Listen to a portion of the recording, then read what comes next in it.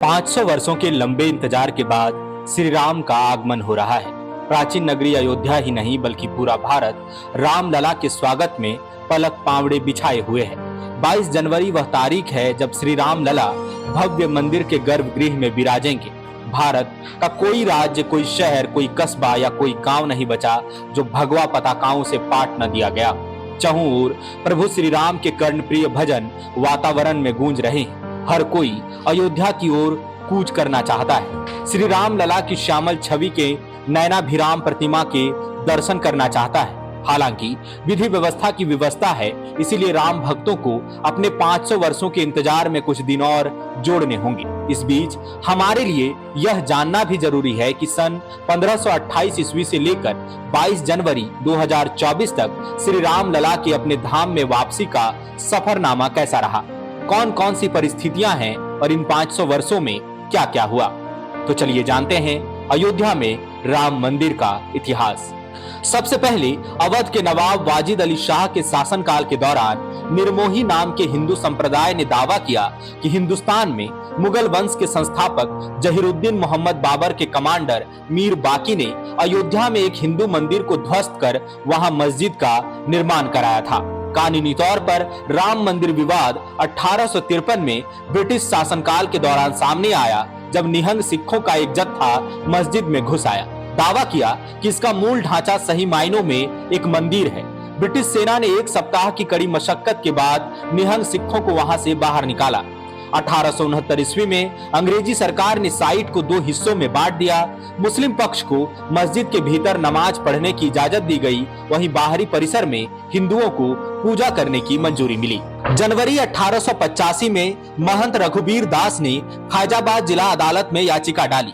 रघुबीर दास ने अदालत में मांग रखी कि मस्जिद के बाहर ऊंचे मंच पर राम चबूतरा और छतरी निर्माण की इजाजत दी जाए। हालांकि अदालत ने उनकी याचिका खारिज कर दी। सन 1949 में गोपाल सिंह विरासत नाम के व्यक्ति ने फैजाबाद जिला अदालत में याचिका डाली। दावा किया कि मस्जिद के भीतर रामलला की मूर्तियां प्रकट हुई हैं। गोपाल सिंह विरासत ने मांग की कि हिंदुओं को वहां पूजा करने की इजाजत दी जाए। इस बीच अयोध्या के रहने वाले हाशिम अंसारी ने अदालत में याचिका डालकर मांग रखी कि मूर्तियां वहां जबरन रखी गई हैं, उन्हें फौरन हटाया जाए। सरकार ने मस्जिद में ताला लगा दिया और पुजारियों को बाहर पूजा करने की इजाजत दे दी। साल 1980 में विश्व हिंदू परिषद के नेतृत्व में एक समिति का गठन किया गया। वीएचपी ने भगवान श्री राम के जन्म स्थान को मुक्त कराने का संकल्प लिया।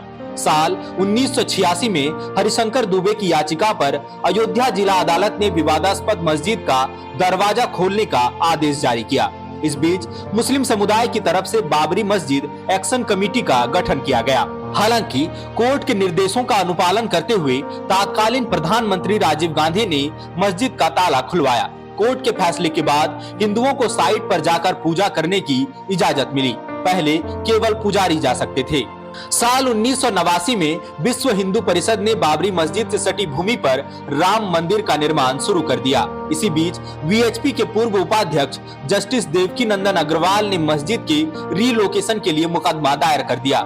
फैजाबाद जिला अदालत ने कोर्ट में राम मंदिर को कर लंबित 4 मामलों को इलाहाबाद हाई कोर्ट में सुनवाई के लिए रेफर कर दिया। साल 1990 में भारतीय जनता पार्टी के तत्कालीन राष्ट्रीय अध्यक्ष लाल कृष्ण आडवाणी ने रथ यात्रा की शुरुआत की। 25 सितंबर 1990 को गुजरात के सोमनाथ से शुरू हुई रथ यात्रा को 300 किलोमीटर की यात्रा पूरी करके अयोध्या पहुंचना था। विश्व हिंदू परिषद का इस रथ यात्रा को पूरा समर्थन था। इस यात्रा के दौरान ही 23 अक्टूबर 1990 को तत्कालीन प्रधानमंत्री वीपी सिंह के निर्देश पर बिहार के तत्कालीन मुख्यमंत्री लालू प्रसाद यादव ने लाल कृष्ण आडवाणी की गिरफ्तारी का आदेश जारी कर दिया। झारखंड के मौजूदा वित्त मंत्री डॉक्टर रामेश्वर उरांव तब आईपीएस अधिकारी हुआ करते थे। उन्होंने ही लाल कृष्ण आडवाणी को गिरफ्तार किया था।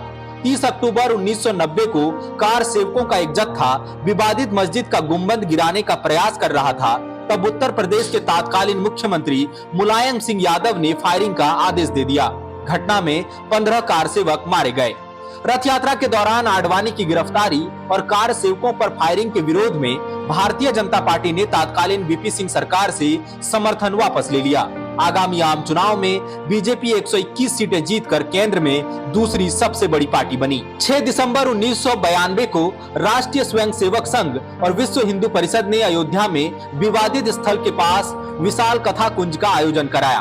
कार्यक्रम में देश भर से तकरीबन 1.5 लाख कार सेवक जुटे। लाल कृष्ण आडवाणी, मुरली मनोहर जोशी, उमा भारती, नृत्य गोपाल दास और साध्वी ऋतंभरा ने कार सेवकों को संबोधित किया।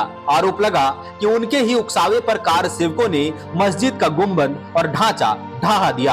हालांकि बाद में कोर्ट ने इन सभी को साक्ष्यों के अभाव में आरोपों से बरी कर दिया।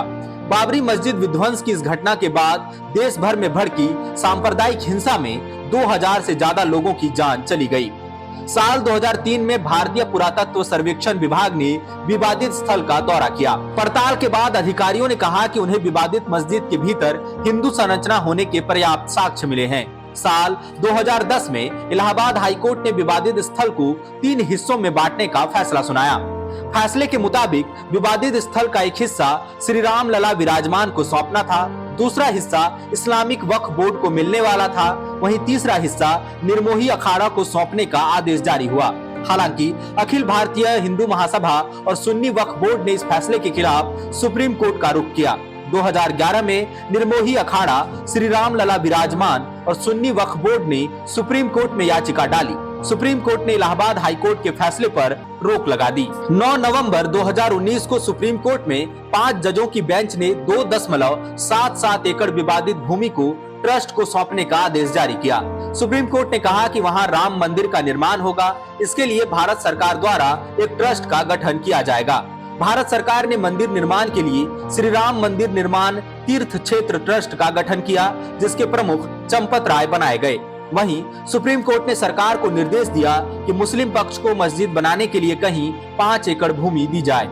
5 अगस्त 2020 को प्रधानमंत्री नरेंद्र मोदी ने अयोध्या में राम मंदिर की आधारशिला रखी। करीब 4 साल बाद जनवरी 2024 में मंदिर का प्रथम तल बनकर तैयार है। यही 22 जनवरी को गर्भगृह में श्री राम लला की प्राण प्रतिष्ठा होने जा रही है। The follow-up.in. Like, share and subscribe.